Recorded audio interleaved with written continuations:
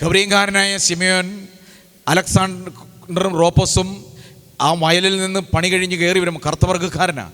അപ്പോൾ വയലിൽ നിന്ന് കയറി വന്ന് ഈശോയുടെ പീഡാസഹനം, ആ കുരിശ് ചുമന്നുകൊണ്ട് ഗാഗുൽത്തായിലേക്കുള്ള യാത്ര, വളരെ ക്രൂരമായ മർദ്ദനങ്ങൾ ഏറ്റുകൊണ്ട് ഈശോ പീഡകൾ ഏറ്റുവാങ്ങി, ചമ്മട്ടിയുടെ കൊണ്ട് അടി വാങ്ങി, ആ രക്തം ആ വഴിയോരങ്ങളിൽ ചെതറിത്തെറിച്ച് വീഴുന്ന നിമിഷങ്ങളിൽ അത് കാണാനായിട്ട് വയലിൽ നിന്നും കുട്ടികളെയുമായിട്ട് കയറി വന്നതാ ആര്?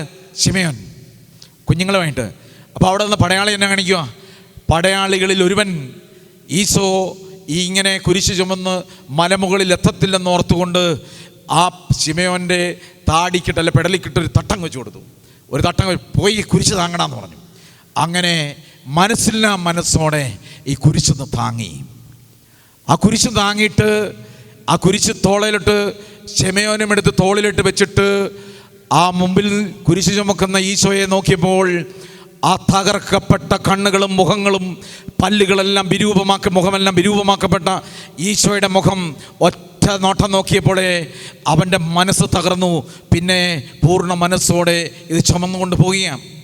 മനസ്സില്ലാ മനസ്സോടെ ആ കുരിശ് താങ്ങി ആ ഗാഗുൽത്തായിലേക്കുള്ള യാത്രയിൽ ശിമയോൻ ആ ഈശോയെ സഹായിച്ചത് കൊണ്ടുണ്ടായ അത്ഭുതം എന്നാണെന്നറിയാമോ? അലക്സാണ്ടറും റോപ്പോസും അടുത്ത തലമുറ വലിയ അനുഗ്രഹത്തിലേക്ക് പോയി.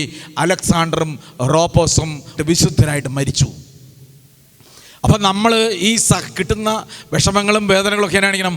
വളരെയധികം സന്തോഷത്തോടെ ദൈവത്തെ പൂർണ്ണമായി സ്നേഹിച്ചുകൊണ്ട്, ആ സ്നേഹത്തിൽ നിന്നും വേർപെടാൻ പറ്റത്തില്ലാത്ത ഈശോ സ്നേഹിക്കുന്നവർ എന്നാണിക്കും? ഈശോ നമ്മളെ സ്നേഹിക്കുന്നുണ്ടെന്നുള്ളതിൻ്റെ അടയാളം എന്നാ? നമുക്ക് ഈ സഹനമുണ്ട് അല്ലേ? ഈശോ സ്നേഹിക്കുന്നതിൻ്റെ അടയാളമല്ലേ ഇത്? ആണോ? ഈശോ സ്നേഹിക്കുന്നുണ്ടോ?